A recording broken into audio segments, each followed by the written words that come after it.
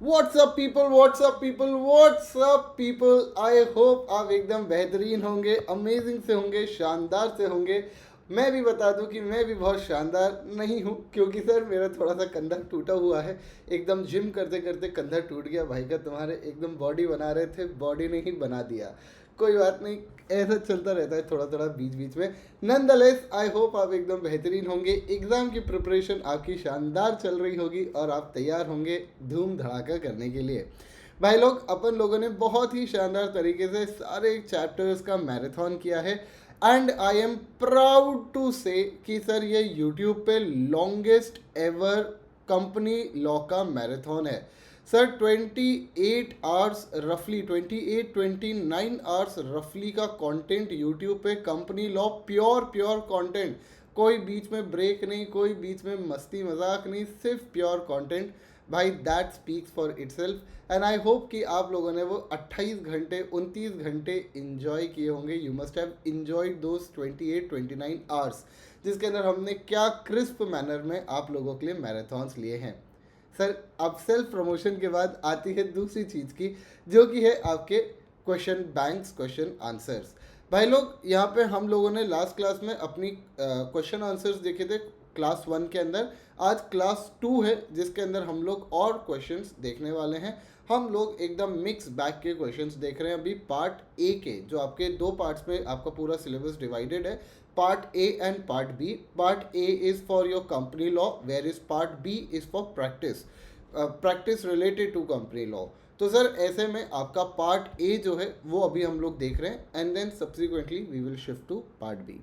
Sir कल हम लोगों ने कुछ क्वेश्चंस देखे थे, आज हम और क्वेश्चंस देखेंगे। पॉसिबल रहेगा कि हम लोग दिसंबर 2025 का पेपर और आपका जून 2025 का पेपर, एंड अगर समय ने साथ दिया, समय रहना नहीं, समय है ना, टाइम ने अगर साथ दिया, तो आपके जून 2000 सॉरी दिसंबर 2024 के क्वेश्चंस भी अपन लोग देखेंगे। चलिए सर, पहला क्वेश्चन आता है हमारे पास यहाँ पे। हिम्मत कम्युनिकेटेड विद सौरभ, सॉरी हिम्मत लिमिटेड है, हिम्मत limited communicated with Saurabh seeking information which the company has reasonable cause to believe that he has knowledge of the identity of a significant beneficial owner of the company. Saurav is not a member of the company. Okay ji. The company is not satisfied by the information given by Saurav. Advise in accordance with the provisions of the Companies Act whether the company can seek order from the tribunal and can its order be subject to certain restrictions. Sir यहाँ पे आपसे question क्या पूछना चाह रहा है कि भाई आपका सिग्निफिकेंट बेनिफिशियल ओनर का कॉन्सेप्ट पे यहाँ पे क्वेश्चन पूछा गया है, जिसके अंदर हिम्मत लिमिटेड को लगता है कि सौरभ जो एक पर्सन है जो कि कंपनी के मेंबर नहीं है, उनके पास इंफॉर्मेशन है रिगार्डिंग कि भाई इस पर्टिकुलर कंपनी के कुछ शेयर्स का सिग्निफिकेंट बेनिफिशियल ओनर कौन है। सर आपको बताना है क्या वो यहाँ पे सौरभ को कंपेल कर सकते हैं थ्रू ट्राइब्यूनल, ट्राइब्यूनल के ऑर्डर ला के यहाँ पे कंपेल कर सकते हैं क्या कि सौरभ भाई बताओ ज़रा यहाँ पे कि यार आपका सिग्निफिकेंट बेनिफिशियल ओनर कौन है, बताओ जी।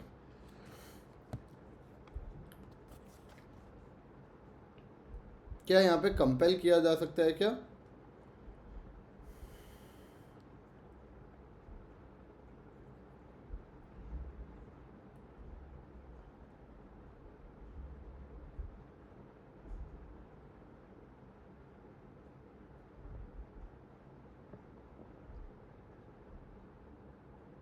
यस सर,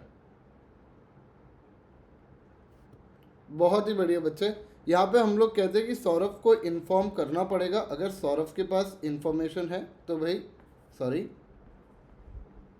तो सौरभ को इन्फॉर्म करना पड़ेगा, और अगर वो नहीं करता है तो आप 15 डेज़ के अंदर किसके पास जा सकते हो बच्चों? आप 15 डेज़ के अंदर ट्राइब्यूनल के पास जा सकते हो, एप्लीकेशन लगा सकते हो कि भाई यहाँ पे अगर आपका वो इन्फॉर्मेशन देने से मना कर देता है, फेल्स टू गिव इन्फॉर्मेशन और the information is not satisfactory, दोनों ही केसेस यहाँ पे आपके बन जाते हैं। ठीक है सर। अच्छा, अब अगर यहाँ पे आप देखोगे तो क्वेश्चन के अंदर एक और पार्ट डाला गया है which is can its order be subject to certain restriction. अब अगर देखा जाए तो इस क्वेश्चन के ना लैंग्वेज थोड़ी सी गलत कर दी है इन लोगों ने। यहाँ पे वो पूछना चाह रहे हैं कि क्या ट्राइब्यूनल कुछ रिस्ट्रिक्शंस भी लगा सकता है क्या regarding the transfer of shares. तो सर हमें पता है बिल्कुल रिस्ट्रिक्शन लगा सकते हैं, जैसे कि सर आपके वोटिंग राइट को सस्पेंड कर सकता है,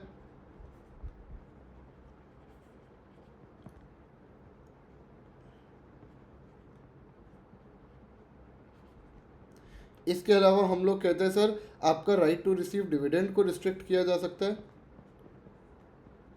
राइट टू रिसीव डिविडेंड को यहाँ पे रिस्ट्रिक्ट किया जा सकता है। सर ट्रांसफ़र पे यहाँ पे हम लोग कहते हैं कि रिस्ट्रिक्शन लगाया जा सकता है। तो इस तरीके के आपके ऊपर रिस्ट्रिक्शन लग सकते हैं, इसके अलावा भी अगर कोई रिस्ट्रिक्शन है तो लगाया जा सकता है। करेक्ट।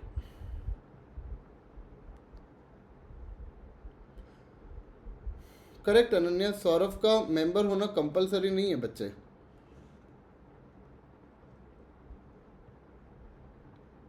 चलिए क्वेश्चन नंबर ई देखते हैं। क्वेश्चन नंबर ई क्या कह रहा है?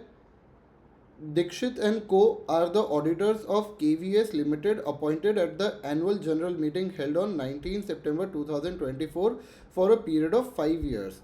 However, due to difference of opinion on certain important matters with the director of the company, Dixit and Co. decided not to seek reappointment as auditors at the AGM held on dash and dash. Sir अगली AGM पे इन्होंने decide किया कि नहीं हम नई reappointment hold करना चाहते हैं, ठीक है, but failed to inform their unwillingness in writing prior to AGM. The company proceeded further and reappointed them as auditors in the AGM. Post AGM, Dixit and Co. informed in writing their unwillingness to act as auditors. Analyze the situation and explain further course of action KVS Limited should take under the provisions of the Companies Act. Sir यहाँ पे अगर मान लीजिए subsequently आपकी unwillingness show करता है, यानी appointment होने के बाद they are not willing to proceed ahead with the role of being an auditor, तो ऐसे सिचुएशन में क्या ये चलेगा या नहीं चलेगा? अच्छा पहली बात तो can they communicate their unwillingness subsequently? The answer is yes. भाई अब आप किसी का गला पकड़ के ज़बरदस्ती उसको ऑडिटर तो बनाओगे नहीं, ये तो ऑब्वियस ही बात है ना, ये तो आपके कई लॉ में नहीं लिखा है, बट ये बेसिक लेवल का नॉलेज है।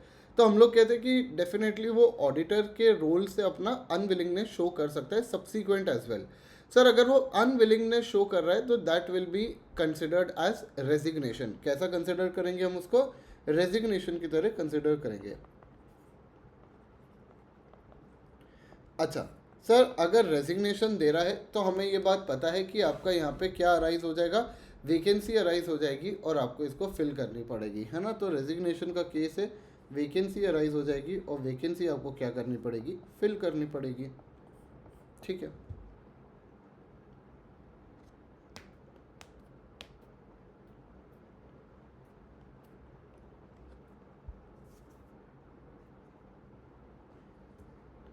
हाँ या ना बोलो यार, इसी का रिमोट का नीचे रखा गया। परफेक्ट। अच्छा सर आप ये हमें आंसर बता तो रहे हो, ये हमें समझ भी आ गया, हमें याद भी आ गया। अच्छा तुम्हें ये भी याद आना चाहिए भाई कि रेजिग्नेशन कैजुअल वैकेंसी के केस में ना दो तरीके से आपका यहाँ पे कैजुअल वैकेंसी फिल की जाती है। पहला होता है जनरल केसेस और दूसरा होता है स्पेसिफिक टू रेजिग्नेशन। अगर रेजिग्नेशन है ना तो आपको EGM होल्ड करके अपॉइंट करना पड़ेगा, बाकी केस में आप यहाँ पे जनरल मीटिंग आपका बोर्ड ऑफ डायरेक्टर्स अपॉइंट कर सकते हैं, BOD यहाँ पे अपॉइंट कर सकते हैं, इसमें कोई दिक्कत नहीं है, ठीक है ना, ये ध्यान रख लेना भाई।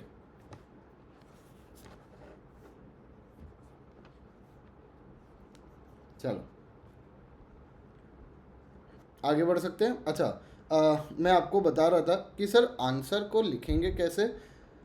पहले तो बात यहाँ पे ध्यान रखना कि सर सबसे पहले we will start with provision, and provision में आप ना इस तरीके से लिख सकते हैं कि यार आप यहाँ पे लिखेंगे एज पर, अगर आपको सेक्शन याद है, जैसे इसका सेक्शन होता है 133, सेक्शन 133 133 नहीं 139, रेजिग्नेशन को 139 है, as per section 139 of the companies act. अगर सर सेक्शन याद नहीं है, जैसे मेरे साथ हुआ कि सेक्शन में कभी कभी कन्फ्यूजन हो जाता है या कभी कभी याद नहीं है। सर सारे सेक्शंस तो याद भी नहीं कर सकते, याद कर लो तो बेस्ट है, पर अगर नहीं याद हो रहे तो आप कैसे स्टार्ट करोगे अपने आंसर को? As per the relevant provisions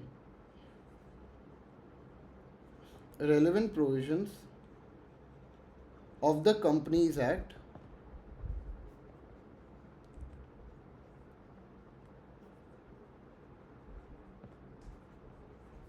related to appointment and vacancy of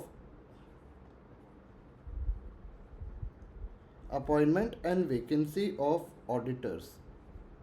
अब बच्चों यहाँ पे ध्यान दो, कितने ब्यूटीफुली हमने यहाँ पे समझा दिया कि भले अगर आपको सेक्शन याद भी नहीं है तो कोई बात नहीं, एग्जामिनर आपको जज नहीं करेगा, बल्कि एग्जामिनर उल्टा कहेगा कि अरे वाह, चलो बच्चे ने स्पेसिफाई कर दिया रेलेवेंट प्रोविजन रिलेटेड टू, किससे रिलेटेड है वो अपन ने स्पेसिफाई कर दिया।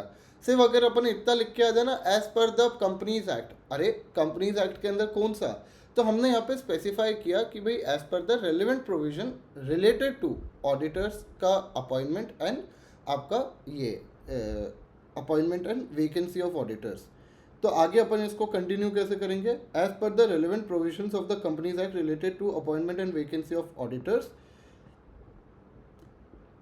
इसको आगे अपन कंटिन्यू करेंगे। If any auditor communicates his unwillingness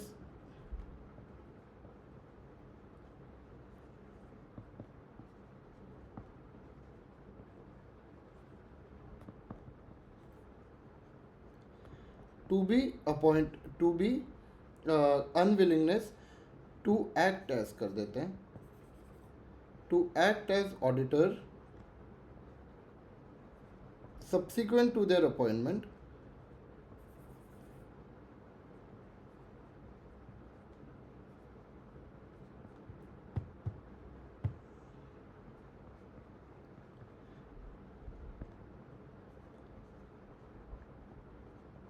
subsequent to their appointment, it shall be considered as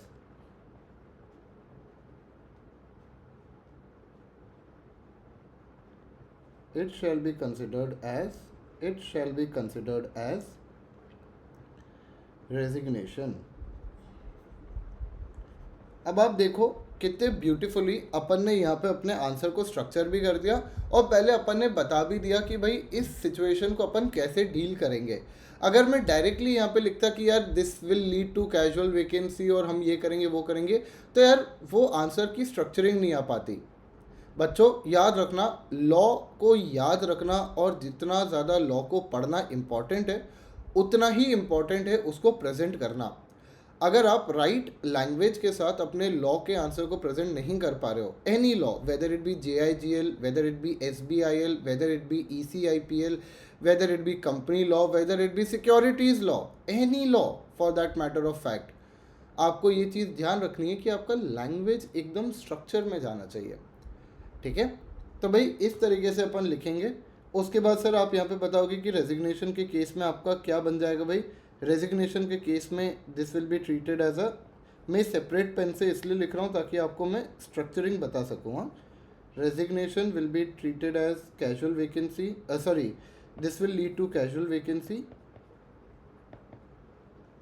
this will lead to casual vacancy. और क्योंकि ये रेजिग्नेशन का केस है तो रेजिग्नेशन के केस को हमें यहाँ पे जनरल मीटिंग में फिल करना पड़ेगा।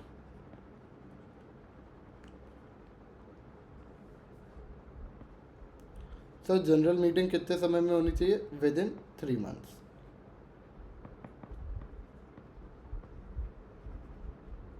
ठीक है, और सर ये ऑडिटर्स कब तक अपना ऑफिस होल्ड करेंगे, टिल नेक्स्ट AGM।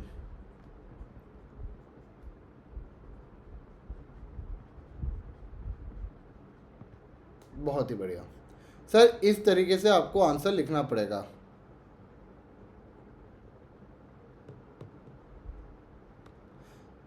सर कहीं अपन ने पढ़ा था रीअपॉइंट से पहले बताना होगा, अदरवाइज पोजीशन होल्ड करनी होगी। नहीं बच्चे, आप सो बेसिकली जो अनविलिंगनेस वाला पॉइंट है ना वो 2 जगह आता है। पहला आता है रीअपॉइंटमेंट के केस में और दूसरा हम लोग पढ़ते हैं in the case of rotation of auditors. जब हम लोग पढ़ते हैं कि भाई आपको 5 इयर्स के बाद हम लोग रीअपॉइंट कर सकते हैं या नहीं, रिटायरिंग ऑडिटर्स, अगर आपको कॉन्सेप्ट याद आ रहा हो, रिटायरमेंट ऑफ एन ऑडिटर, तो वहाँ हम लोग पढ़ते हैं कि अगर कोई बंदा आपका डिसक्वालीफाइड हो गया, या फिर वो अनविलिंगनेस है, या फिर सर कुछ कंडीशंस चेंज हो गई है, या फिर वो कंपलसरी ही रिटायर हो रहा है, तो उस सिचुएशन में हम लोग कहते हैं कि उसको हम लोग रीअपॉइंट नहीं कर सकते। वहाँ पे हमने एक बार आपका अनविलिंगनेस वाला पॉइंट पढ़ा था। बट हम लोग कहते हैं अगर कोई बंदा अपॉइंट ही नहीं होना चाहता, if somebody has given his word कि भाई I don't want to act any longer for as a, क्या कहते हैं, सॉरी, एज अ ऑडिटर, तो फिर तो ऑब्वियसली बात है आप उसको पकड़ के थोड़ी ना बिठाओगे, है ना। ठीक है, आई होप आपको समझ में आया होगा कि आंसर की स्ट्रक्चरिंग कैसे करते हैं। हम और क्वेश्चंस देखेंगे तो नॉट अ प्रॉब्लम। सर अगला क्वेश्चन आता है, Blink Tool Limited fail to pay. अच्छा, एक बच्चे का क्वेश्चन है, इसको फाइनली कंक्लूड कैसे करेंगे सर? मेरे ख्याल से यहाँ पे आंसर कंक्लूड हो जाएगा। यहाँ पे अगर आप चाहो तो एक पॉइंट एक्स्ट्रा लिख सकते हो कि in such a case KVS limited will have to take it as a resignation, और डिक्सिट एंड को का रेजिग्नेशन हो जाएगा, और उसके बाद आपको क्या होगा, you will have to appoint new auditors, है ना। तो ये आपका कंक्लूजन के अंदर पार्ट फॉर्म हो जाएगा, ये आपका कंक्लूजन बन जाएगा। ठीक है, तो अपने आंसर को 3 पार्ट्स में डिवाइड करने की कोशिश जरूर करना, प्रोविजन, एनालिसिस एंड कंक्लूजन, ताकि स्ट्रक्चरिंग एकदम प्रॉपर बने आंसर की। और क्वेश्चंस देखते हैं ताकि हम लोग एनालाइज कर पाए कि कैसे आंसर राइटिंग करनी है।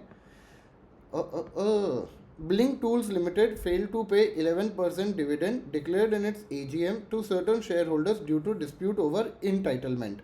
Aggrieved shareholders filed a complaint against the company to the tribunal. Considering the provisions of the Companies Act, analyze whether the company is liable for the punishment on failure to distribute the dividend within the prescribed time period to certain shareholders. बताइए।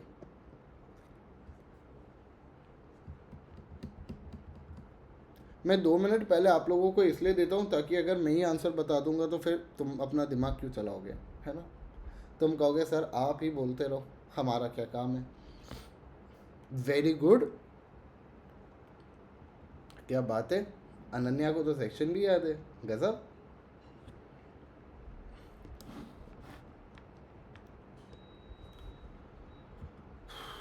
अच्छा, यहाँ पे ध्यान दो बच्चों, हम लोग कहते हैं कि अगर आपने डिविडेंड डिक्लेयर किया है तो फिर आपको यहाँ पे उसको पे भी करना पड़ेगा। याद है तुम लोगों को ये पॉइंट?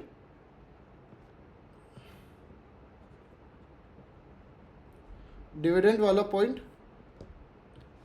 अच्छा, कैसे याद होगा, मैं थोड़ा सा कैसे याद होगा, यानी याद होगा, पर उसको अपन कैसे पढ़ते हैं। सर हम लोग कहते हैं कि डिविडेंड आपका सबसे पहले तो 2 तरीके के होते हैं। हाँ या ना बोल दो।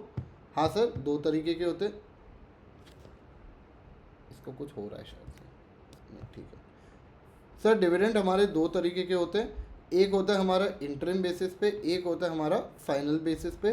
फाइनल बेसिस का आपका भले ही बोर्ड यहाँ पे कंसिडर करता है, पर सर इसको डिक्लेयर कौन करता है? आपका AGM में, आपकी जनरल मीटिंग में डिक्लेयर किया जाता है बाय शेयर होल्डर्स।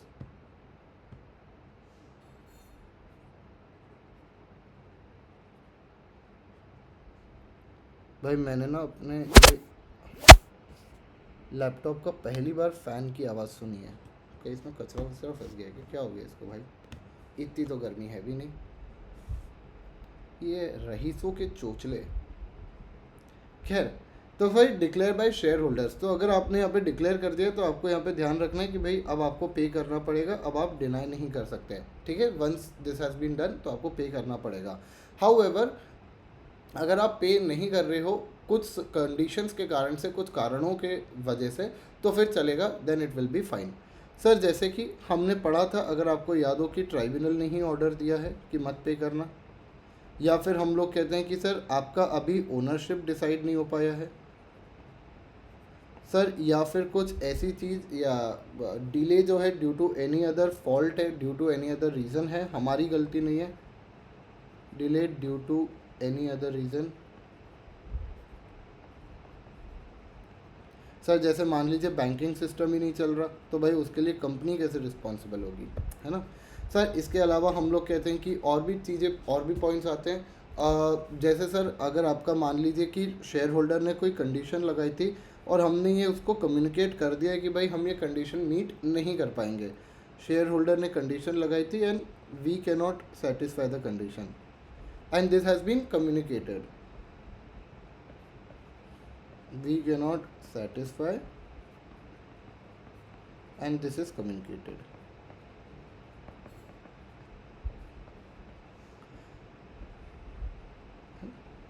तो भाई इन सारे केसेस में हम लोग कहते हैं कि आपने अगर नहीं पे किया डिविडेंड तो चलेगा, otherwise it is compulsory for you that once dividend has been declared you will have to pay it. तो सर इस केस के अंदर जब भी अपन आंसर लिखेंगे, आई एम प्रिटी श्योर कि आपको आंसर थोड़ा बहुत रिकलेक्ट हो रहा होगा, अगर आपने मेरे से पढ़ा है तो उसमें नहीं दिक्कत गई होगी आपको, यानी नहीं जानी चाहिए। यहाँ पे आंसर राइटिंग कैसे करेंगे दैट बिकम्स रियली क्रिटिकल। हम लोग यहाँ पे कहते हैं सर आपको ये बात का ध्यान रखना है कि जब भी आप आंसर लिखेंगे तो सबसे पहले अगेन आप ऐसे ही स्टार्ट करेंगे, अगर आपको सेक्शन नंबर याद नहीं है तो as per the relevant provisions of the companies act related to declaration of dividend in certain cases the company may not be able to declare the dividend which are the following। आप फिर उसको list down कर दीजिएगा, 5 points 4 points list down कर दीजिएगा क्योंकि 5 number का answer है। उसके बाद आप लिखोगे एनालिसिस, एनालिसिस में आप फैक्चुअली बताइएगा थोड़ा सा, जैसे एनालिसिस के अंदर आप यहाँ पे बताओगे in the given case because the ownership of the shares were not decided, in the given case because the ownership of shares were not decided।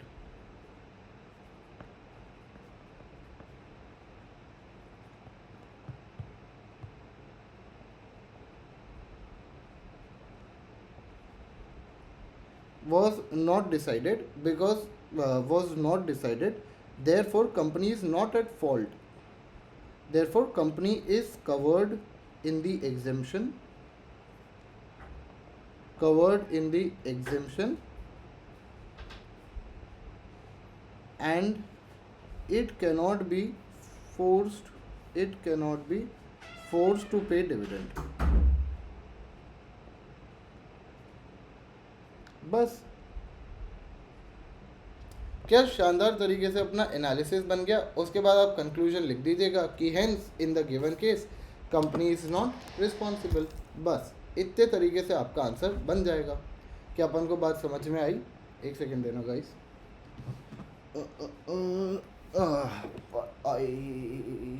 आराम से करना था, भूल जाता हूँ मैं बीमार हूँ।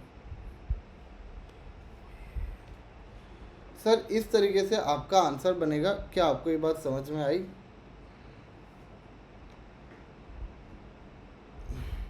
परफेक्ट। आज मैं स्मार्ट दिख रहा हूँ, पर एकदम छोटे छोटे बाल करके एकदम क्यूट सा। क्यूट तो मैं हूँ, मना नहीं कर सकते। चलिए सर आगे देखते हैं, अगला क्वेश्चन क्या आ रहा है। Partho is manager of unlisted company See Saw Machineries Limited. The company was listed earlier but got delisted 2 years back, यानी कि अब ये लिस्टेड कंपनी नहीं है। The company took 1 lakh from him under an employment contract at the rate of 3% per annum. Partho is paid a salary of 60,000 per month. It was ascertained that rate of interest offered by bank for temporary loans was 12%. Veer and Associates, internal auditors, in its draft report for the year dash and dash, pointed out that the above transaction constitutes contravention of the provisions of Companies Act with grave consequences.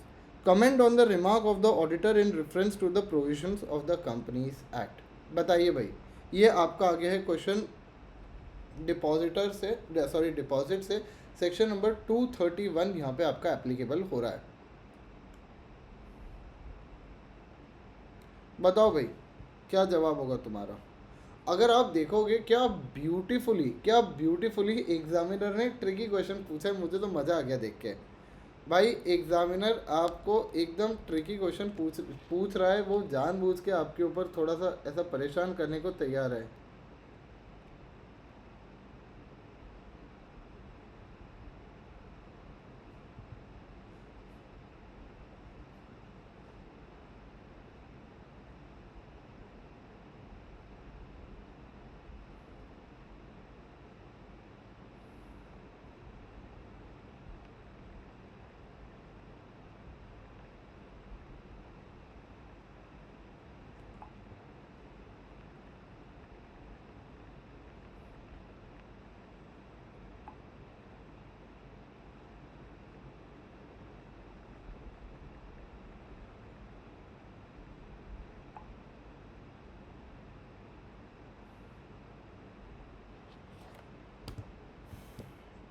चलिए sir, हम लोग यहाँ पे deposits की definition देखते हैं। अगर आपको याद हो, हम लोग डिपॉजिट्स की डेफिनेशन देखते हैं और उसके अंदर हम लोग पढ़ते हैं डिपॉजिट्स की डेफिनेशन आती है हमारी सेक्शन नंबर 231 के अंदर, जो कि हमें बताता है कि कुछ चीज़ें डिपॉजिट्स होंगी और कुछ चीज़ें डिपॉजिट्स को हम लोग डिपॉजिट नहीं मानेंगे। जिसके अंदर यार एक बहुत ही क्रिटिकल पॉइंट आता है कि अगर आपने एम्प्लॉय से पैसा लिया है, एम्प्लॉय से पैसा लिया है of more than his annual salary,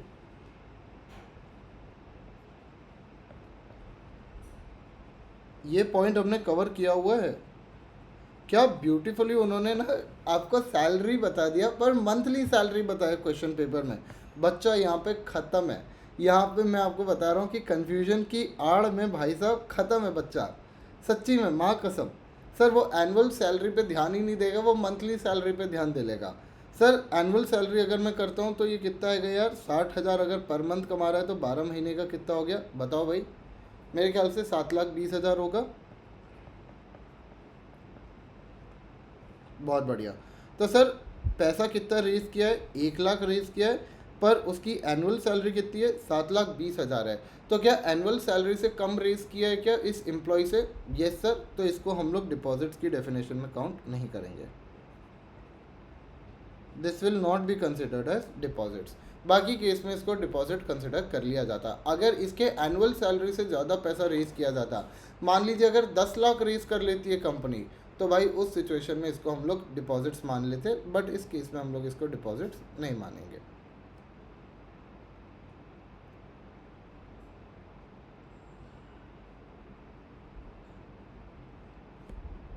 चलिए परफेक्ट। भाई मैं आपको बार बार कह रहा हूँ, एग्जामिनर को ये मत समझना कि वो आपको एकदम लप्पू चप्पू से क्वेश्चन देगा। There will be some very tricky question in this regard. अच्छा सर, अगर मान लीजिए मेरे को ये क्वेश्चन बन ही नहीं रहा था, अपन ने ये पढ़ा हुआ है कि क्वेश्चन पेपर अपन को छोड़ के आना नहीं है, एक भी क्वेश्चन छोड़ के आना नहीं है। सर ऐसे में अगर मान लीजिए मेरे को ये क्वेश्चन नहीं समझ आ रहा, तो मैं फिर क्या करूं? सर 5 नंबर का क्वेश्चन छोड़ने का तो हम सोच भी नहीं सकते। अभी इस सिचुएशन में क्या करें?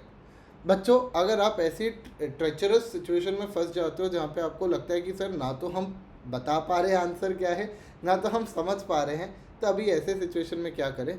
सबसे पहले एनालाइज करो ये क्वेश्चन आपके कौन से चैप्टर से पूछा गया है।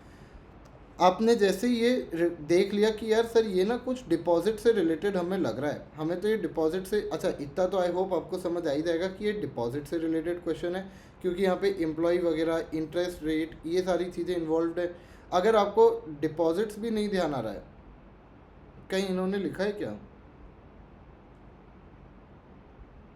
नहीं, मेरे ख्याल से लिखा नहीं है, पर आपको ये समझ आ जाएगा कि सर ये डेट से रिलेटेड कोई पॉइंट है। डेट से रिलेटेड क्या ही हो सकता है, यानी क्या यहाँ पे आपको कोई लोन दिख रहा है? नहीं, यहाँ पे तो सर हमें डिपॉजिट्स दिख रहा है। तो अगर आपने सबसे पहले अपना ये पॉइंट एनालाइज कर लिया ना कि डिपॉजिट से रिलेटेड ये क्वेश्चन है, तो आप ये मान लीजिए कि आप 50% क्राउड से तो आगे पहले ही चले गए हो।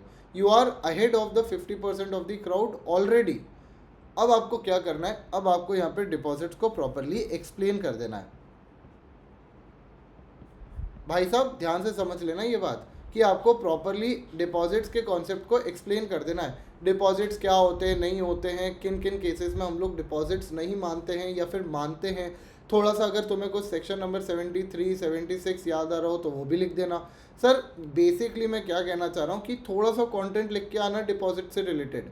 आपको शायद से 5 नंबर नहीं मिलेंगे, 5 छोड़ो 3 भी नहीं मिलेंगे, बट आपको 1 नंबर ज़रूर मिलेगा for your effort, that is for sure. और आपको इंस्टीट्यूट जो होगा वो आपका जो मॉडरेशन करता है उसमें आपको थोड़े से एक्स्ट्रा मार्क्स दे देगा। भाई लोग याद रखना, ऐसे ही केसेस में आपको नंबर मिलते हैं और ऐसे ही केसेस में आप एक्चुअली में थोड़ा सा हायर परफॉर्म कर पाते हो।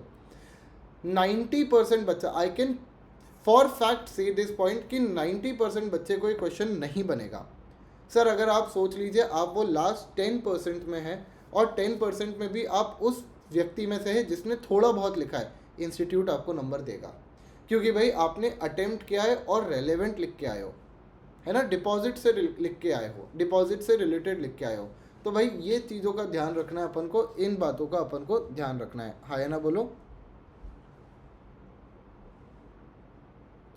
हाँ, एक कंडीशन और आती है, एम्प्लॉय प्लस हम लोग कहते हैं इंटरेस्ट बेयरिंग।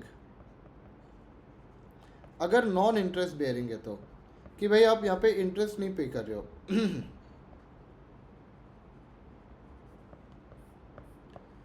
तो दोनों ही कंडीशन आई थिंक सो यहाँ पे सेटिस्फाई नहीं हो रही है ना। ठीक है, बट एनीवे आई होप आपको समझ में आया होगा कि कैसे अपन लोग क्वेश्चन को देखते हैं, अटेम्प्ट करते हैं। परफेक्ट, आगे बढ़ सकते हैं भाई लोग। चलो अच्छा, अब ये इन्होंने एक अगेन ट्रिकी क्वेश्चन पूछा था। पूरा का पूरा आपका जो क्वेश्चन नंबर 3 था वो एकदम ट्रिकी सा ही क्वेश्चन पेपर बना दिया था। यानी 15 नंबर का, जो मैं हमेशा बार बार चीख चीख के कहता हूँ कि आप एक्सपेक्ट करके चलिएगा कि 15 से 20 नंबर का आपका क्वेश्चन पेपर जो होगा वो टफ या फिर ट्रिकी होगा। एक्चुअली में टफ भी नहीं है, बट ये ट्रिकी इतना बना देते हैं कि वो टफ लगने लग जाता है। तो आप ये उम्मीद करके चलिएगा कि भाई आपका रफली अराउंड 20 मार्क्स का तो टफ पेपर आएगा ही आएगा। देयर इज़ नो यानी ऐसा एक्सेप्शन टू दिस रूल।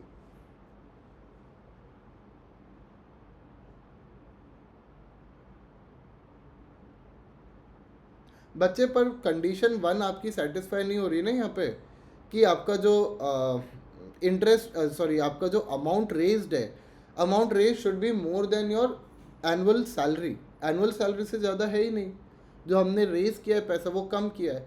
आपको गवर्नमेंट रेट से ज़्यादा देना पड़ेगा अगर आप डिपॉजिट के फॉर्म में एक्सेप्ट कर रहे हो।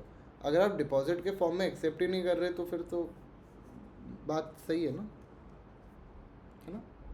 चलिए सर, अगला क्वेश्चन आता है। अब ये इन्होंने क्वेश्चन नंबर चैप्टर नंबर 1 से क्वेश्चन पूछा है, चैप्टर नंबर 1, और वो भी चैप्टर नंबर 1 के एक छोटे से बॉक्स से क्वेश्चन पूछा है भाई साहब, जो अपन ऐसे ही इग्नोर कर देते हैं। चलो सर क्या कह रहा है, एक्चुअली में ये जो क्वेश्चन है ये मोर ऑफ आपके क्या कहते हैं यार इसको, जो अमेंडमेंट्स वगैरह है उसमें से आया है, तो इतना कुछ परेशान होने वाली बात है नहीं। ठीक है अलीना, बच्चे समझ में आया आपको आंसर, कैसे हमने आंसर लिखा, यानी क्यों हमारा ये आंसर बना। ठीक है sir, Sohan intends to form a new company and wishes to know the concept of CPACE under the provisions of companies act. Explain him what is the legal authority under which CPACE has been established, what is it where is it located, sorry, when did it come into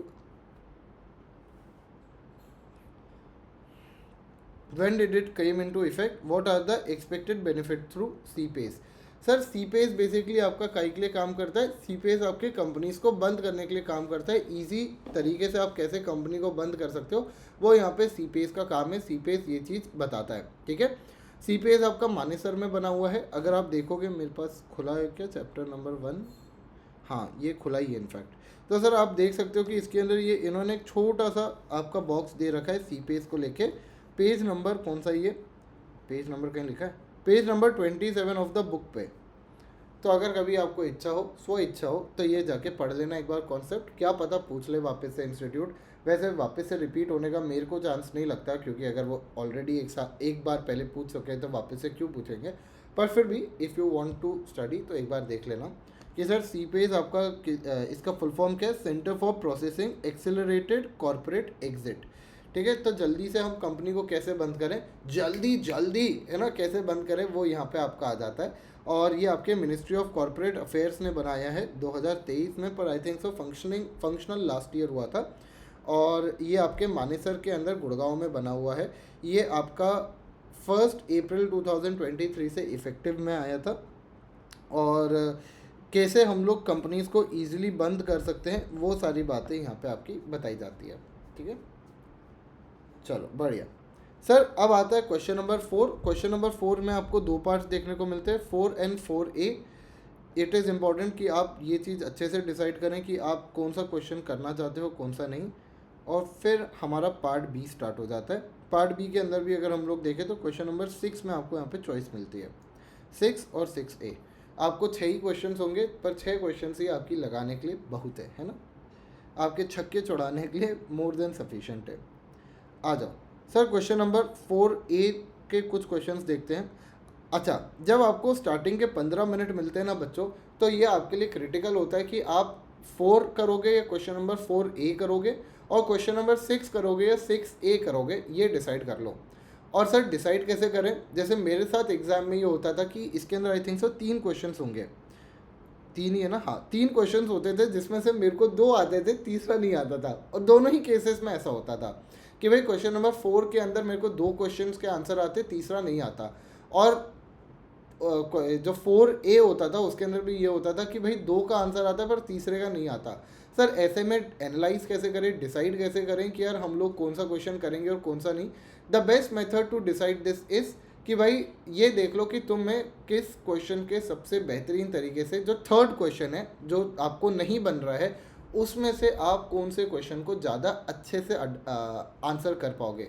कौन से question को आपको लगता है कि देख के नहीं यार मैं इसको थोड़ा बहुत तो अटेम्प्ट कर ही दूंगा, apart from compare to other question. जैसे मान लीजिए मेरे को क्वेश्चन नंबर 4 का सी जो है वो बहुत अच्छे से बन रहा है, यानी थोड़ा बहुत आई कैन स्लाइटली रिकलेक्ट कि यार ये टॉपिक कौन सा है, ये चैप्टर कौन सा है, ये किस बारे में बात कर रहे हैं। परंतु क्वेश्चन 4A का जो क्वेश्चन नंबर बी है वो मेरे को एब्सोल्युटली ही नहीं बन रहा। मेरे को ऐसा लग रहा है कि यार ये तो कौन सा उड़ता हुआ तीतर मेरे ऊपर उड़ा दिया इन्होंने। तो भाई ऐसे में obviously I will choose question number 4 और उसके बेसिस पे मैं आगे बढ़ जाऊंगा।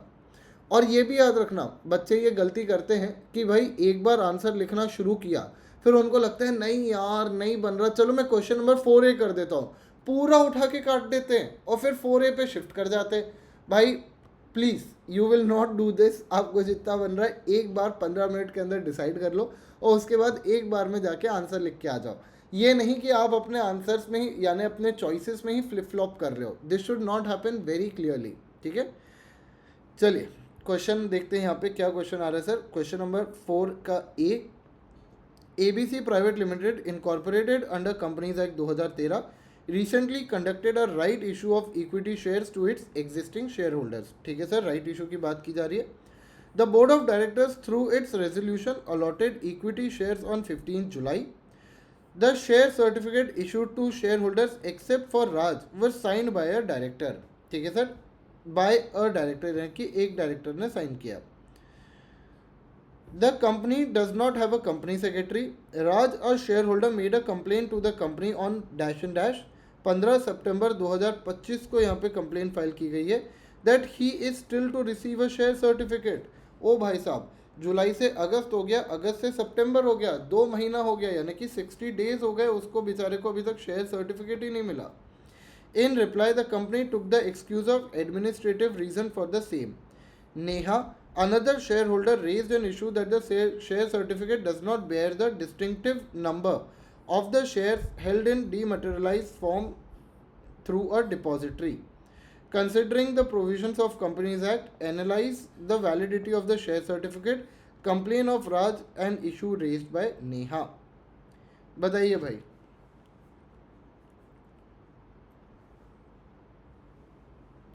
एक क्वेश्चन में 3 क्वेश्चन पूछ लिया है, उड़ता तीतर, तीतर के पीछे तीतर, टू मेनी टीतर्स।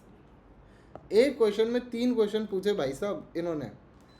पहले आने क्वेश्चन नंबर 4 के 3 पार्ट, फिर 4 के 3 पार्ट का पहले पार्ट के 3 क्वेश्चंस।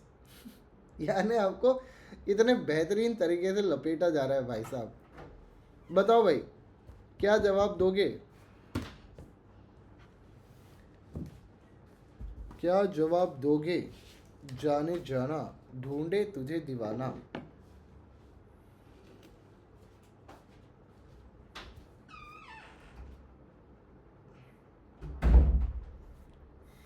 क्या हो गया भाई, सिट्टी बिट्टी गुल हो गई क्या बच्चों की? ओ बालक और बालिकाओं, अरे कंधा, क्या हुआ जी, सिट्टी बिट्टी गुल हो गई क्या? बच्चा कह रहा है आपको तो क्या है सर।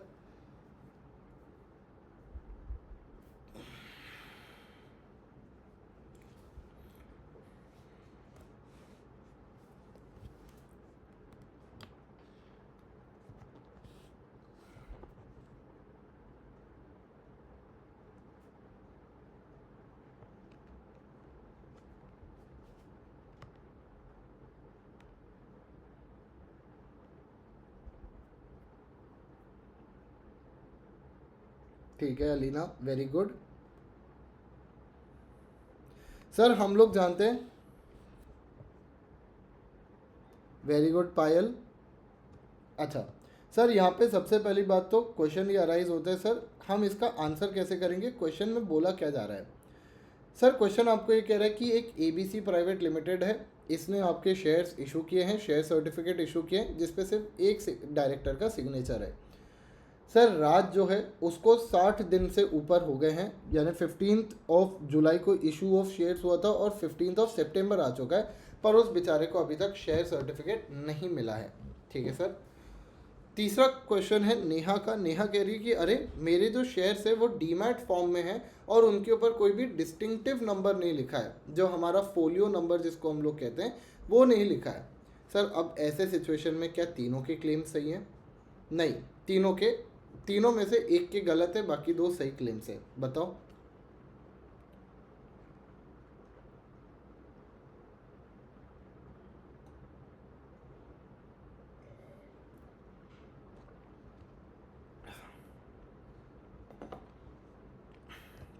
बहुत बढ़िया, कुछ बच्चों ने तो यहाँ पे जवाब दिया है। सर यहाँ पे हम लोग कहते हैं, प्लीज़ याद रखिएगा कि यार पहली बात तो कॉमन सील होना कंपलसरी नहीं होता, ये आपको पता ही होगा। Common seal is not compulsory. Sir अगर कॉमन सील नहीं है तो फिर कौन साइन करेगा? आपके दो केसेस बनते हैं। पहला केस बनता है अगर आपके कंपनी के अंदर डायरेक्टर्स हैं तो दो डायरेक्टर साइन करेंगे, और अगर कंपनी में कंपनी सेक्रेटरी है तो डायरेक्टर प्लस कंपनी सेक्रेटरी आपका यहाँ पे साइन करेगा। सिंपल सी बात है, सिंपल सी बात, नो बकवास। बहुत ही बढ़िया सर। कॉमन सील कंपलसरी नहीं है तो ऐसे में दो डायरेक्टर्स और आपके डायरेक्टर्स प्लस कंपनी सेक्रेटरी यहाँ पे साइन कर सकते हैं। सर साइन किसने किया इस केस में? सिर्फ सिंगल डायरेक्टर ने साइन किया है। तो भाई यहाँ पे आप इसको बोलेंगे कि हाँ आंसर आपका ये जो कंटेंशन है वो करेक्ट है, यहाँ पे सिंगल डायरेक्टर का साइन नहीं हो सकता था।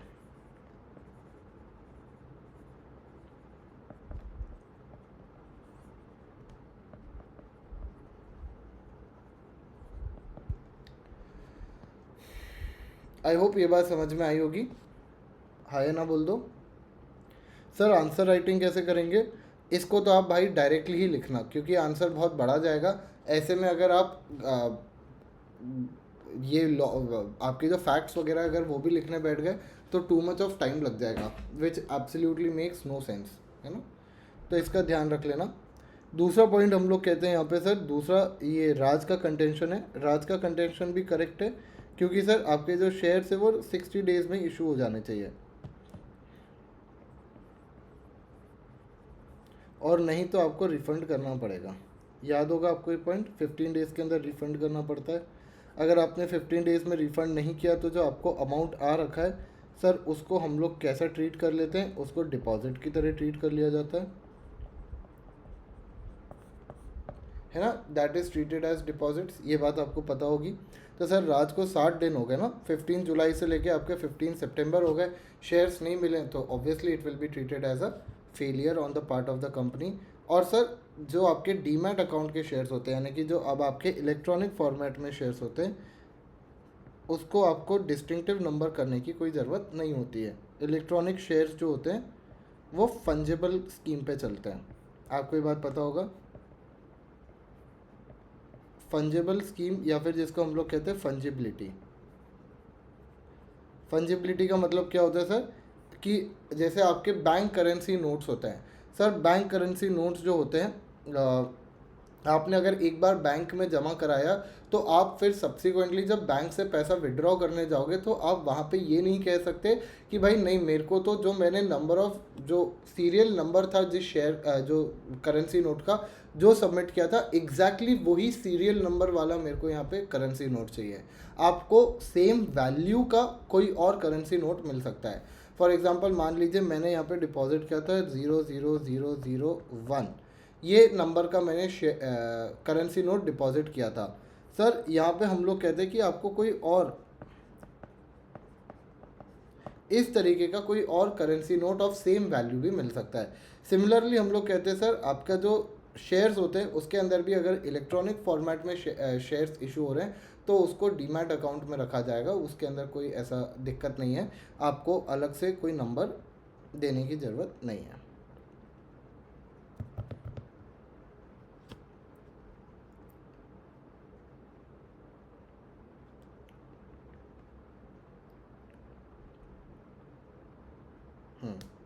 सर अगला क्वेश्चन आ रहा है, you are the founding partner होना चाहिए। सर सी एस बना के ही छोड़ोगे लगता है।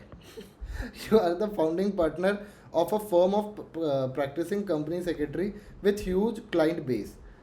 Ambrish is a director in 7 companies. He has approached you on the applicability of XBRL mode of filing of 3 companies as per the information given below. ठीक है, advice Amrish considering the provisions of the companies act. बताइए भाई, क्या अमरीश को यहाँ पे XBRL format में अपने जो रिपोर्टिंग है वो करनी पड़ेगी क्या?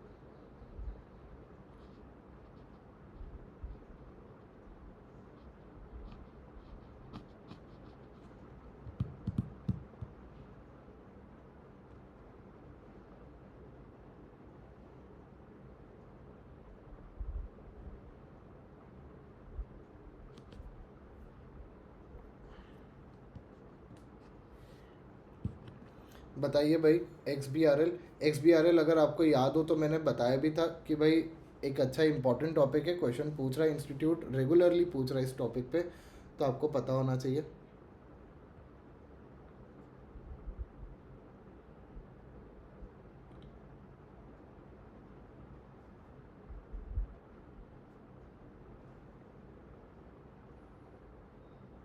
सर हम लोगों ने पढ़ा है कि XBRL फॉर्मेट में आपको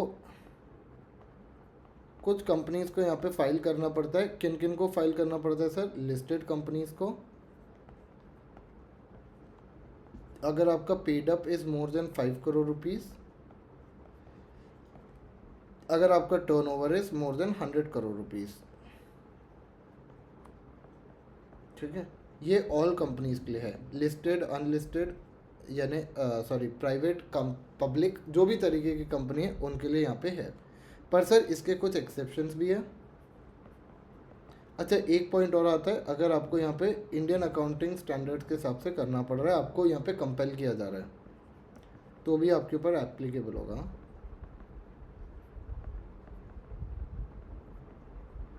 एक्सेप्शंस क्या होते हैं सर, ये आपको पता होना चाहिए। बैंकिंग कंपनी, आपकी insurance companies, very good, housing finance companies और आपकी NBFCs, ये एक्सेप्शन में आ जाती है। सर तो लॉन्ग लिमिटेड को करना पड़ेगा क्या? बिल्कुल, लिस्टेड कंपनी है, हमें बाकी चीज़ों का फ़र्क ही नहीं पड़ता। वाइड प्राइवेट लिमिटेड को करना पड़ेगा क्या? सर इनका टर्नओवर कितना है? 75 करोड़ रुपीज़, यानी कि टर्नओवर कम है। पेड अप कैपिटल कितना है? 4 करोड़ रुपए, यानी कि पेड अप कैपिटल भी कम है। सर नहीं करना पड़ेगा, कहीं पे भी ये फॉल नहीं कर रहे। शार्प लिमिटेड को करना पड़ेगा क्या? द आंसर इज देखते हैं, टर्नओवर सर 150 करोड़ से, तो हाँ ये वाली कंडीशन तो सेटिस्फाई हो रही है। पेड अप कैपिटल भी सेटिस्फाई हो रही है सर, ये भी कंडीशन सेटिस्फाई हो रही है। हाउएवर ये किस इंडस्ट्री में काम कर रहे हैं? General insurance. सर इंश्योरेंस तो यहाँ पे एक्सेप्शन में आ जाती है, बाहर है, तो इसलिए यहाँ पे लिस्टेड कंपनी होने के बावजूद, टर्नओवर प्रॉपर होने के बावजूद भी ये XBRL फॉर्मेट से बाहर है। क्या अपन को समझ में आया कैसे अपन ने सॉल्व किया? सर क्या इसी लेवल का क्वेश्चन पेपर हम एक्सपेक्ट करें अपने पेपर में? मेरे को ऐसा लगता है कि इससे टफ आएगा। For some reason I believe कि पेपर थोड़ा सा हायर स्केल पे जा सकता है। ऐसा क्यों कह रहा हूँ? क्योंकि CA का जो पेपर आया है रिसेंटली, उसको भी अगर हम लोग देखें तो यार CA के पेपर में भी इन्होंने थोड़ा सा स्लाइटली लेवल अप किया है, लॉ का हो या फिर बाकी सब्जेक्ट्स का हो। जैसे AFM का तो कहा जा रहा है कि बिल्कुल आउट ऑफ द कुछ और ही बना दिया उन्होंने paper, very very weird paper ही बना दिया। बट यहाँ पे हम लोग कहते हैं कि यार लॉ वगैरह का पेपर भी थोड़ा सा स्लाइटली अबव एवरेज ही था, तो आप यहाँ पे मान के चलिएगा कि यार आपका पेपर थोड़ा सा टफ आने की पॉसिबिलिटी है। ठीक है,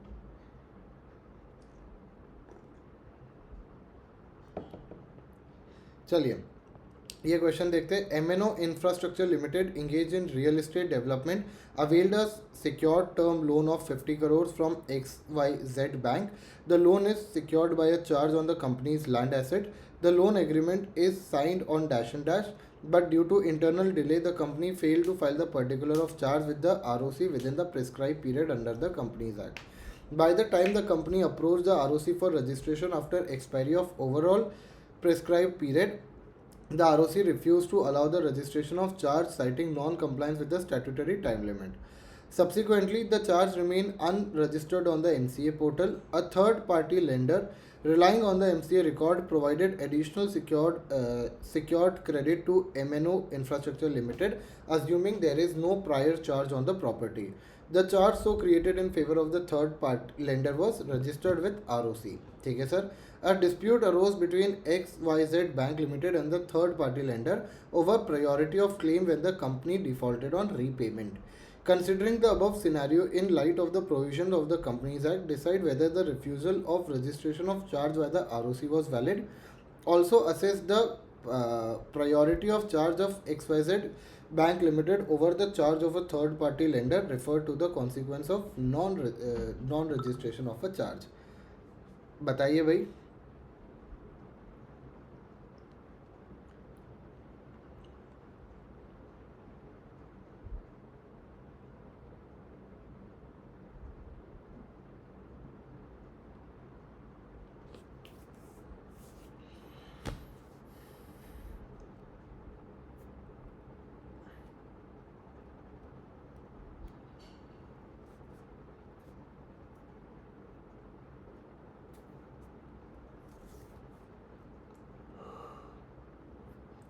सर यहाँ पे आपको याद आना चाहिए कि हम लोग कहते हैं आपका 30 डेज़ के अंदर वैसे रजिस्ट्रेशन होना चाहिए, पर मैक्सिमम टाइम जो अलाउड होता है वो होता है आपका क्या 120 डेज़। आपको ये आई थिंक सो याद होगा। 30 डेज़ में अगर आप रजिस्ट्रेशन कराते हो तो आपको फ़ीस पे करनी पड़ती है। अगर आप एडिशनल 30 डेज़ लेते हो तो यहाँ पे आपको पे करना पड़ता है एडिशनल फ़ीस। और सर अगर आप यहाँ पे एडिशनल 60 डेज़ लेते हो तो आपको यहाँ पे करना पड़ता है एड वेलरम फीस, याद होगा।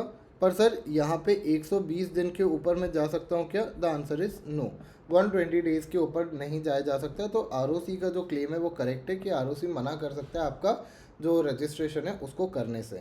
Very good sir. अब अगर आपका रजिस्ट्रेशन नहीं हुआ है, इफ़ नॉट रजिस्टर्ड, तो उसके केस में हमें पता है कि यार कुछ आपको दिक्कतें आ सकती है कॉन्सिक्वेंसेस ऑफ नॉन रजिस्ट्रेशन के तौर पे। सर कॉन्सिक्वेंसेस क्या होते हैं? पहले तो हम लोग कहते हैं कि यार आपके जो भी प्रायोरिटी है, जिसका भी आपका पहले चार्ज रजिस्टर्ड है, उसको हम लोग यहाँ पे प्रायोरिटी दे देंगे जिसका भी चार्ज पहले रजिस्टर्ड है। याद आ रहा है आपको ये? हाँ। और दूसरा पॉइंट हम लोग कहते हैं कि अगर आपका चार्ज क्रिएटेड नहीं है तो हम आपको अनसिक्योर्ड क्रेडिटर के तौर पे ट्रीट करेंगे।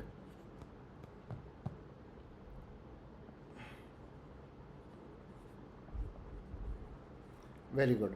तो सर क्या यहाँ पे XYZ बैंक के ऊपर आपके थर्ड पार्टी लेंडर का क्लेम होगा क्या? The answer is absolutely yes, आपके थर्ड पार्टी लेंडर का यहाँ पे क्लेम आएगा।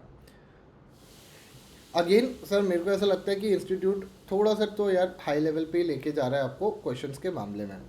एनीवे अब आप देखिए 4A थोड़ा सा कंपेरेटिवली आसान है मेरे ख्याल से, तो कोई एकदम ऐसा कठिन क्वेश्चन नहीं है। 4A is very simple. Considering the provisions of the Companies Act, explain what is the minimum period for which the books and papers of amalgamated company shall be preserved, what is the compliance required for their disposal, whether the liability of officer in default for the offences committed prior to amalgamation shall cease to continue after amalgamation। बताइए भाई कितने साल के लिए हमें अपने records को maintain कर, बहुत ही बढ़िया अलीना, बेहतरीन बच्चे, 8 साल के लिए आपको यहाँ पे मेंटेन करके चलना पड़ता है। वेरी गुड यार।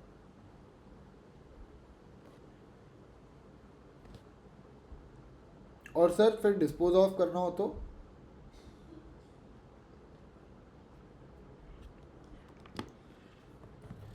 बहुत ही बढ़िया सर। डिस्पोज ऑफ करने से पहले सेंट्रल गवर्नमेंट का अप्रूवल ले लेना।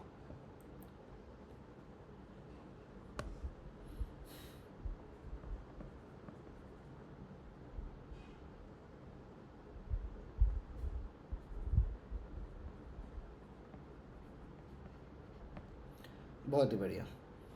वैसे अगर देखा जाए तो बुक्स एंड पेपर्स का कोई एज सच मिनिमम पीरियड नहीं है, एज सच कोई मिनिमम पीरियड नहीं है।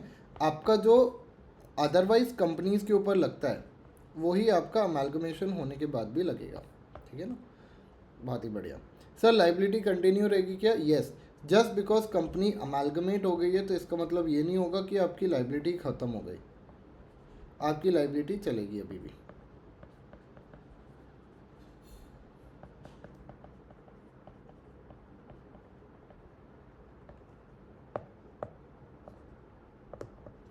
बहुत ही बढ़िया।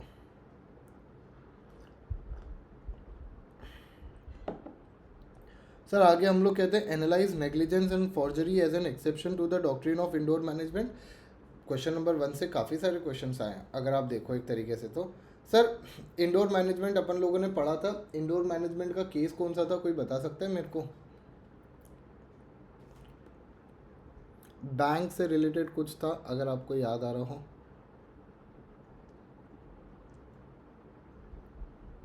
टर्कवांड versus royal British bank. Very good sir. ये जो आपका केस था वो इंडोर मैनेजमेंट से रिलेटेड था, जिसके अंदर हम लोग कहते हैं कि कंपनी के जो इंटरनल अफेयर्स होते हैं वो कभी भी आउटसाइडर को एक्सपेक्ट नहीं किया जाएगा कि उसको पता होगा regarding the internal affairs of the company.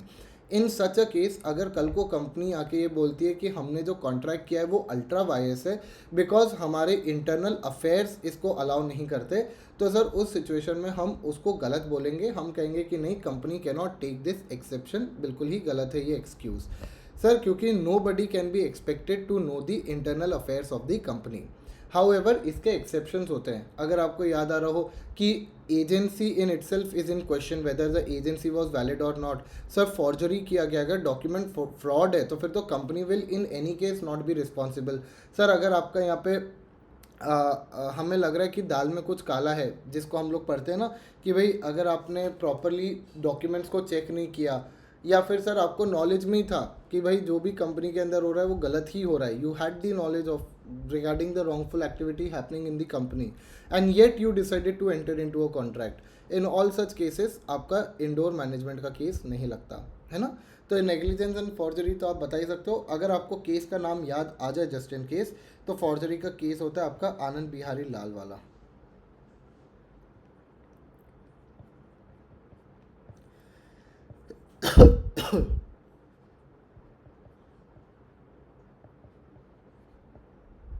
ठीक है।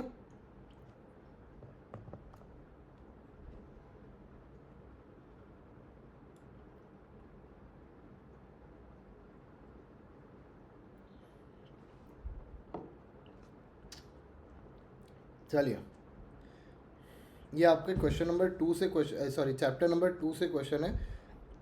Smooth products limited is a public company with 260 members as following blah blah blah blah blah. The board of directors has resolved to convert the company into private company. The executive director seeks your advice to implement the board resolution. Advise him in light of the provisions of the Companies Act. क्या फुद्दू question है। अब बच्चा हमारा ये बताएगा कि public से private बन सकती है या नहीं।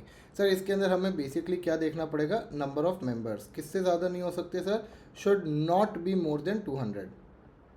200 चलेगा क्या? 200 चलेगा, 200 के ऊपर नहीं होना चाहिए।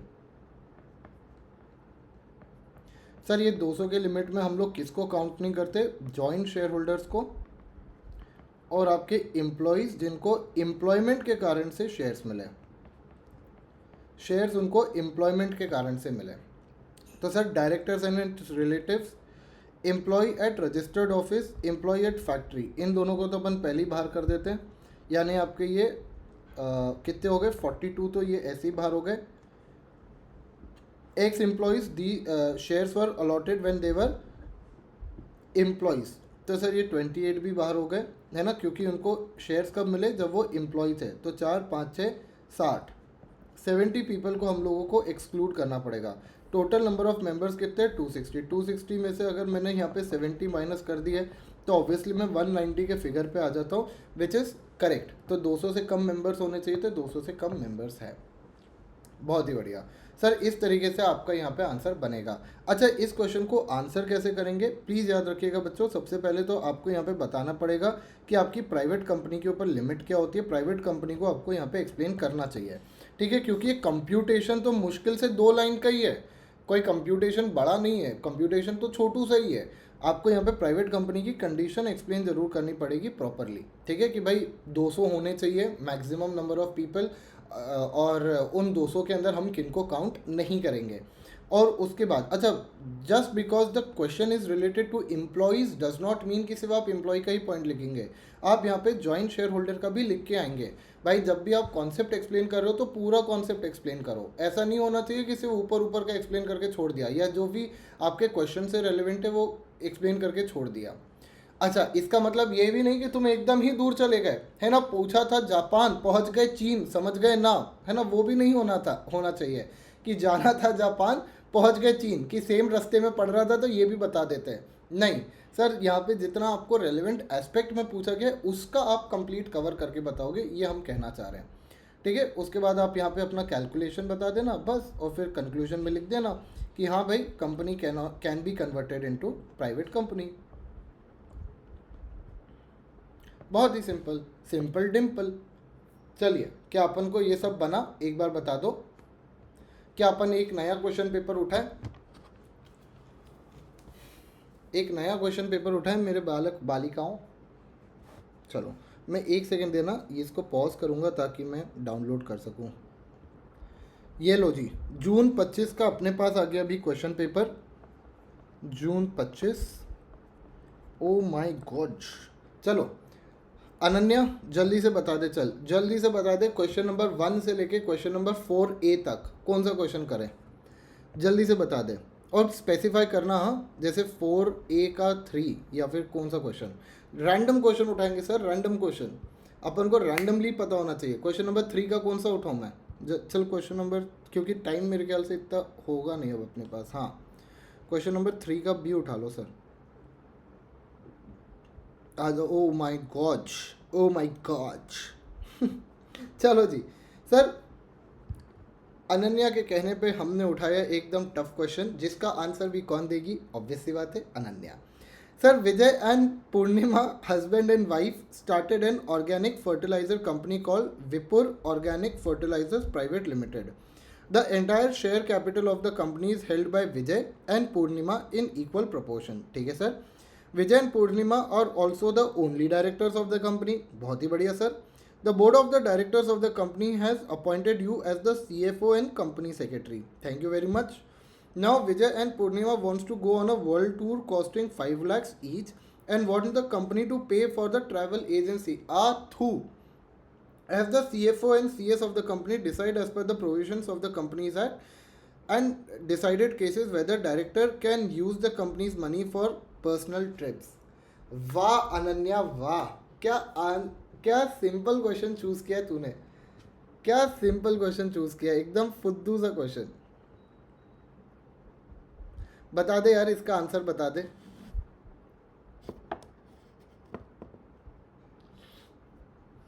अच्छा, कौन से चैप्टर से रिलेटेड है ये क्वेश्चन?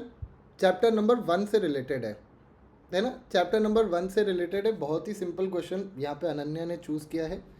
सर यहाँ पे हम लोग कहते हैं कि यार आपके जो कंपनी होती है, अच्छा इसका आंसर कैसे फॉर्म करेंगे बच्चे? सबसे पहले तो हम बताएंगे प्रोविज़न।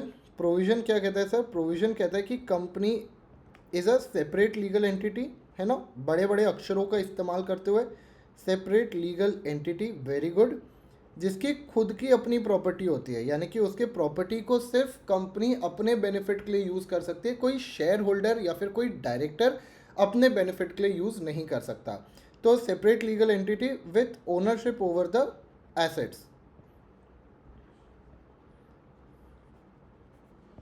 तो सर ऐसे सिचुएशन में ऑब्वियस सी बात है कि आपका यहाँ पे जो एनालिसिस है उसके अंदर आप जाके लिखोगे कि यार यहाँ पे आप प्राइवेट वर्ल्ड टूर, जिसका कंपनी से कोई रिश्ता नाता ही नहीं है, उसके लिए कंपनी क्यों पे करेगी, है ना। ये तो वही बात हो गई कि मेरे को आइसक्रीम खानी और मैं अनन्या से कह रहा हूँ कि अनन्या पैसा पे कर देना। अनन्या कह रही है सर कैसी बातें कर रहे हो, कोई आइसक्रीम नहीं खिलाने वाली, मैं चुपचाप से पढ़ा दो पहले। तो सर यहाँ पे प्राइवेट टूर के लिए आपकी कंपनी जो है वो पैसा पे नहीं करेगी, separate legal entity and ownership over assets, ये 2 पॉइंट आपको लिखना पड़ेगा। कंक्लूजन लिखना चाहो तो लिख सकते हो कि hence the contention of the directors are wrong. बहुत ही बढ़िया। अलीना, अब मेरे को बच्चे सिर्फ तेरे से उम्मीद है, एक क्वेश्चन बता दे 1 से लेके 4A तक कौन सा क्वेश्चन देखें। 1 से लेके 4A तक कौन सा क्वेश्चन देखें और स्पेसिफिकली बताइयो।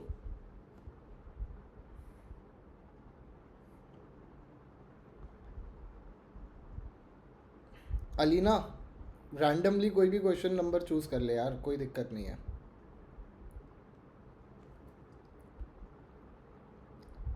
2A, 2 का क्वेश्चन नंबर 2 का A देखे भाई।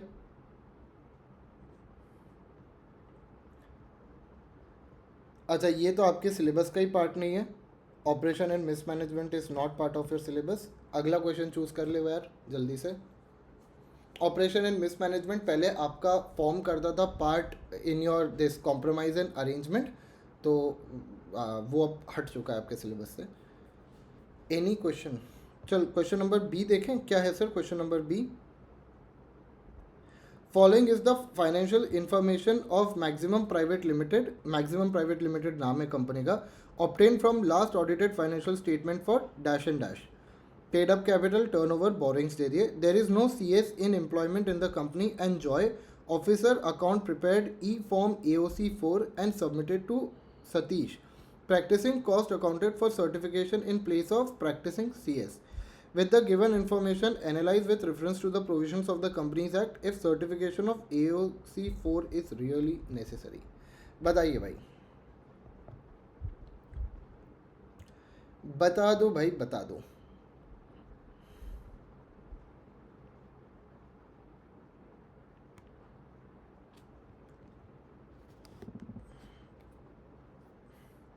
क्या जवाब दोगे इसका तुम?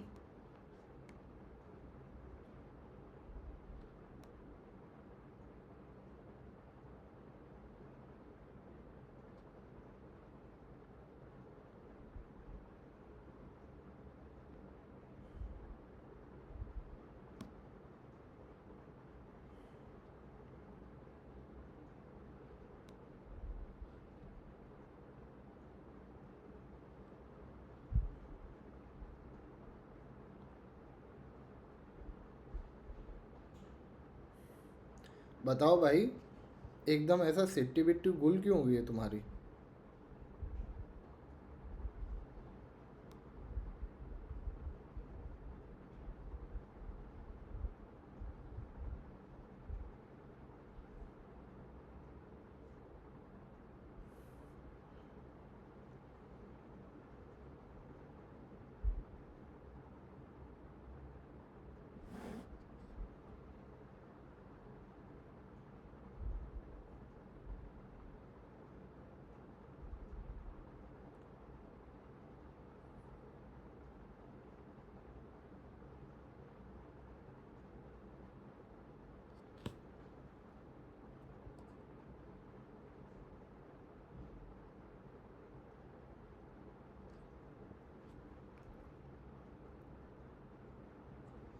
सर यहाँ पे हम लोग कहते हैं कि सबसे पहली बात तो ये आपकी कैसी कंपनी है, ये आपकी स्मॉल कंपनी है।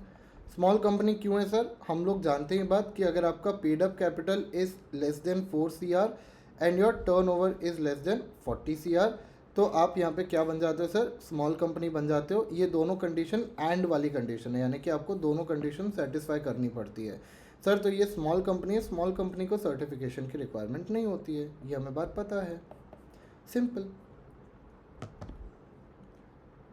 चलिए, आई होप आपसे ये क्वेश्चंस बने होंगे, आपको ये चीज़ आई होगी। बच्चों अगेन मैं रिपीटेड बेसिस पे आपको कह रहा हूँ कि इंस्टीट्यूट आपसे क्रिटिकल बेसिस पे इंटरनल डेप्थ के साथ क्वेश्चंस पूछ रहा है। वो नहीं उम्मीद करता कि आपको सिर्फ सरफेस लेवल नॉलेज हो। अगर आप रिवीजन भी कर रहे हो तो you have to make sure कि हर पॉइंट को आप इन डेप्थ में जाके पढ़ो, नहीं तो भाई साहब कंपनी लॉ तुम्हारे लॉ लगा के ही जाएगा, है ना, बहुत शानदार तरीके से। So you have to make sure that you keep this in mind. हाँ या ना बोल दो एक बार मेरे प्यारे बच्चों। ठीक है। तो यार रिवीजन तगड़े तरीके से करना है एकदम। कोई यूट्यूब पे रैंडम बेसिस पे अगर 4-5 घंटे में मैराथन कंप्लीट करा रहा है तो उस पर बहुत ज़्यादा फोकस मत करना। रादर इट इज़ इम्पॉर्टेंट कि यार आपने जो नोट्स बनाए होंगे, भले ही जिस भी फैकल्टी के बनाए हो आपने नोट्स, उस फैकल्टी के नोट्स को आप ज़रूर क्रिटिकली जाके गो थ्रू करो। मॉड्यूल एक बार ज़रूर से साथ में खोल के रखो ताकि भाई आपको सारे पॉइंट्स आए, ठीक है। नहीं तो यार एग्ज़ाम निकालना आपके लिए जेन्युइनली टफ हो जाएगा। और मैं आपको बताऊं, कंपनी लॉ का पेपर ऐसा आता है जो आपका कॉन्फिडेंस हिला के ही जाएगा, है ना, एकदम शेक करके ही जाएगा। So you need to keep all these things in mind, ठीक है। चलिए नेक्स्ट क्लास में हम लोग और हम लोग क्वेश्चंस देखेंगे और फिर इसको हम लोग ख़त्म करेंगे। I think so fairly good enough, इसमें कोई ऐसी दिक्कत होनी नहीं चाहिए।